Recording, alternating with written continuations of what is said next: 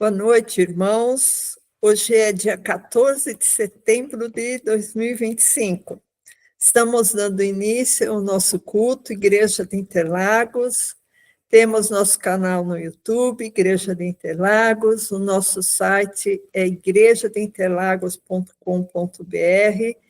Sejam bem-vindos. Vamos hoje falar de Jesus, ouvir de Jesus, orar a Jesus, louvar a Jesus, né? E ter comunhão com os irmãos também. A gente se alegra muito com os irmãos e, porventura, você que está ouvindo esse vídeo. Nós vamos fazer uma pequena reflexão de 15 minutos e hoje eu gostaria de falar na palavra. A palavra, irmãos, a nossa palavra, o nosso falar, o nosso comunicar, é o maior instrumento que Deus nos deu para, logicamente, a comunicação entre as pessoas, né? Dizem que as formigas se comunicam por hormônios, né? Uma encosta na outra, sente o cheiro de um hormônio. Agora, nós somos pela palavra, né? Então, essa palavra proporciona que nós possamos propagar ideias, propagar opiniões e receber ensinamentos e dar ensinamentos, né? Então, a palavra é a coisa mais importante que existe para a propagação do evangelho. Então, pela palavra, a gente vai exortar uns aos outros, pela palavra, a gente vai edificar uns aos outros, pela palavra, eu estou lendo aqui na minha Bíblia, irmãos, que eu anotei, tá? Pela palavra também, a gente pode admoestar os desordeiros, que isso é em 1 Tessalonicenses 5,14, mas não precisa abrir, pastor. Pela palavra, a gente pode consolar os de pouco ânimo. Pela palavra, a gente pode sustentar os fracos. Isso que eu li, irmão, isso que eu falei, irmão, está em 1 Tessalonicenses 5,14 e 5,11, mas não precisa abrir, pastor, só para o pastor, só para os irmãos saberem que eu estou falando que está na palavra de Deus. E isso a gente propaga pela nossa palavra, porque uma pessoa que ela não é cristã, ela não lê a Bíblia. Então, tem que ser, nós somos, a Bíblia fala, né, nós somos o bom perfume de Cristo, nós distribuímos a fragrância de Cristo. E aí, como a palavra é um instrumento mais, a nosso falar é um instrumento mais eficaz e eficiente para propagação do evangelho, o diabo, irmãos, os seus anjos e os seus discípulos se incomodam muito com as pessoas que falam, principalmente em países como China, Nicarágua, países muçulmanos radicais, países comunistas, em que há perseguição de igrejas, por exemplo, Coreia do Norte. Eu estava lendo uma notícia agora que o Kim Jong-un, que é o ditador da Coreia do Norte, ele vai punir com pena de morte se alguém ver um filme estrangeiro. Pode nem ver um filme estrangeiro. E lá também a propagação do evangelho é totalmente proibida, as pessoas não podem falar. Imagina, irmãos, a gente num país que a gente está caminhando, se não tiver uma intervenção divina, a gente está caminhando no Brasil para não termos liberdade religiosa, para não termos liberdade de pensamento e para não termos liberdade de expressão.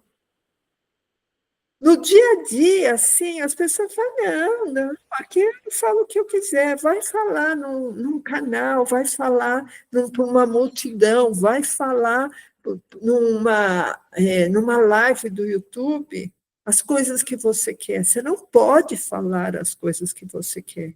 Nós aqui já estamos tolhidos de muitas coisas, né? Esse país já está sobre um domínio repressor que os países com liberdade de expressão, com liberdade de pensamento, não têm, irmãos. Mas ainda não foi totalmente estabelecido. E quando a gente fala assim, Jesus é um lugar amplo, quer dizer lugar amplo, quer dizer libertação. Isso quer dizer que em Jesus temos a verdadeira libertação. Conhecereis a verdade vos libertará. Quem é a verdade? A verdade é Cristo. Quando se conhece Cristo, a gente conhece a verdadeira libertação. Mas Satanás e seus discípulos não querem que as pessoas falem. Então, eu vou ler um texto, irmãos, eu vou ler quase corrido por causa do tempo, sem muitas interrupções, que é importante a gente ler a palavra. Eu vou ler direto aqui da minha Bíblia, tá? Está em 1 Tessalonicenses, capítulo 2, eu queria que o pastor colocasse aí também, para os irmãos seguirem, mas eu vou ler aqui da minha Bíblia, tá? 1 Tessalonicenses, e aí eu leio mais rápido. 1 Tessalonicenses, capítulo 2, a gente vai ler do 1 até o 16, mas vamos ler assim, tá? Rapidinho. Então, 1. Porque vós mesmos, irmãos, bem sabeis que a nossa entrada para convosco não foi vã. Daqui é o apóstolo Paulo falando, irmãos, para os tessalonicenses. Mas, mesmo depois de termos antes padecido e sido insultados em Filipos, como sabeis, tornamos-nos ousados em nosso Deus, para vos falar, põe em destaque aí, pastor, para vos falar, olha a importância de falar, o evangelho de Deus com grande combate. O mundo, irmãos, não quer que nós falemos de Cristo. Você pode falar um monte de bobagem, piada suja, cantar coisa que nada a ver, falar coisa nada a ver. Agora, quando você começa a falar de Cristo, o mundo se incomoda. Verso 3. Porque a nossa exortação, irmãos, é falar. A nossa exortação não foi com engano, nem com imundícia, nem com fraudulência. Mas, como fomos aprovados de Deus para que o evangelho nos fosse confiado, assim falamos. Põe de novo, pastor. Falamos, não como para agradar aos homens, mas a Deus, como prova dos nossos corações. Porque, como bem sabeis, nunca usamos palavras lisonjeiras. Então, usar palavras. Põe em destaque, pastor. Usamos palavras lisonjeiras, nem houve um pretexto de avareza. Deus é testemunha. Então, vocês estão vendo, irmãos, que o mecanismo, o instrumento da propagação do evangelho é falar, é a palavra de nós, dos homens, dos discípulos, dos cristãos. E não buscamos glória dos homens, nem de vós, nem de outros, ainda que podíamos, como apóstolos de Cristo, ser-vos pesados. Antes fomos brandos entre vós, como a ama que cria seus filhos. Assim, nós, sendo-vos tão afeiçoados de boa vontade, quiséramos comunicar-vos. Ao falar aqui de novo, não somente o evangelho de Deus, mas ainda nossas próprias almas, porquanto éreis muito queridos. Porque bem vos lembrais, irmãos, do nosso trabalho e fadiga, pois trabalhando dia e noite para não sermos pesados a nenhum de vós, pregamos o Evangelho de Deus. Então, pregamos. Como é que a gente prega, irmãos? Com a palavra, né? Pregamos. Mas vós e Deus sois testemunhas de quão santo e justo e irrepreensivelmente nos ouvemos para convosco os que crestes, assim como bem sabeis de que modo vos exortamos,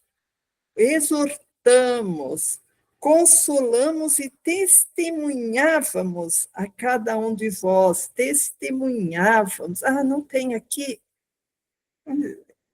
usado, consolávamos, e aqui da minha Bíblia, usado, e eu estou com a corrigida fiel, irmãos, olha a diferença, e testemunhávamos a cada um de vós como o pai a seus filhos, olha, essa palavra aqui, irmãos, deixa eu ver se...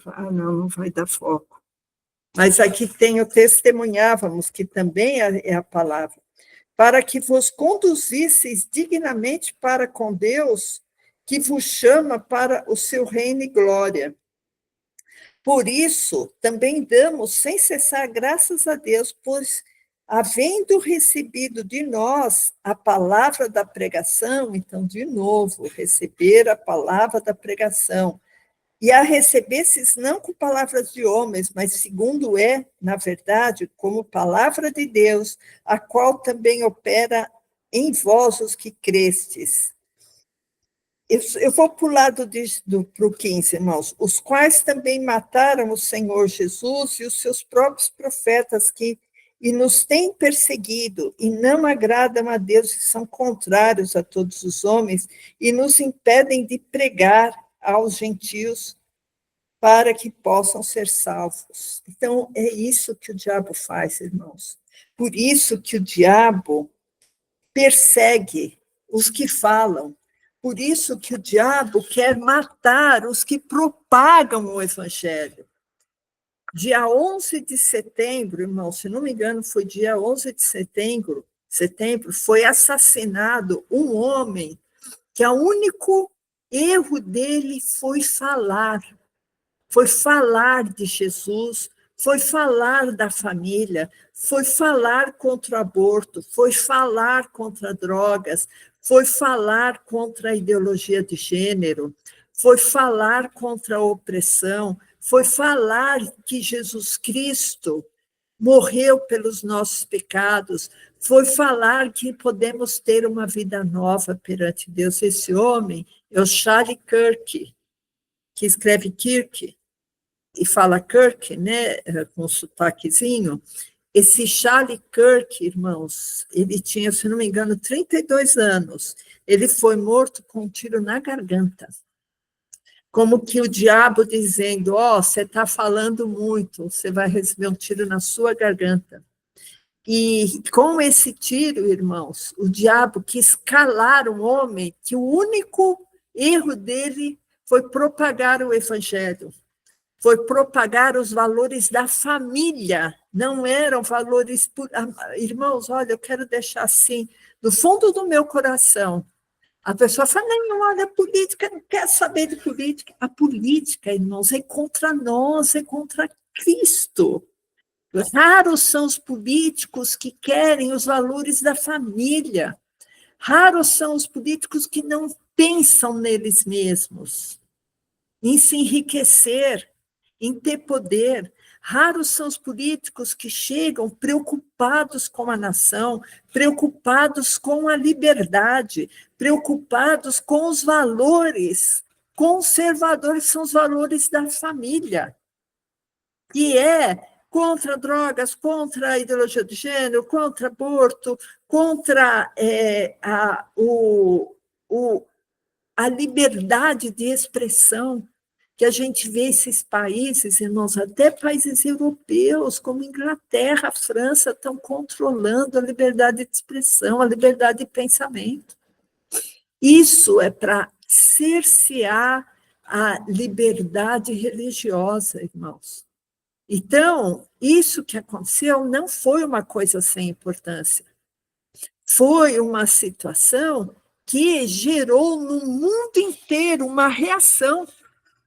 eu não sei se isso passou em televisão, que eu não vejo televisão, graças a Deus, há muito tempo, mas em todo mundo, irmãos, na Inglaterra, milhões de pessoas foram às ruas, na Coreia do Sul, porque Coreia do Norte você não pode nem pensar, né? Não tem liberdade nem de pensamento, mas na Coreia do Sul, irmãos, porque as pessoas sabem da importância do falar. Então, enquanto temos oportunidade, vamos falar de Cristo. Porque pessoas estão morrendo porque estão falando de Cristo. Porque elas, com a vida delas, elas estão modificando a vida de outras pessoas, estão dando chance a outras pessoas a se converterem, a se salvarem, a mudarem de vida, a sair dessa mesmice, desse engano de pensar que o Estado tem que ser forte. O que tem que ser forte, irmãos, é Deus em nossas vidas. É o individualismo e não o coletivismo, irmãos. Então, vamos estar atentos para isso. Eu vou fazer uma pequena oração, irmãos, para encerrar e passar a palavra para o pastor. Senhor Jesus, nós te exaltamos nessa hora, Senhor, nós te bendizemos, porque tu és tudo em nossas vidas, Pai.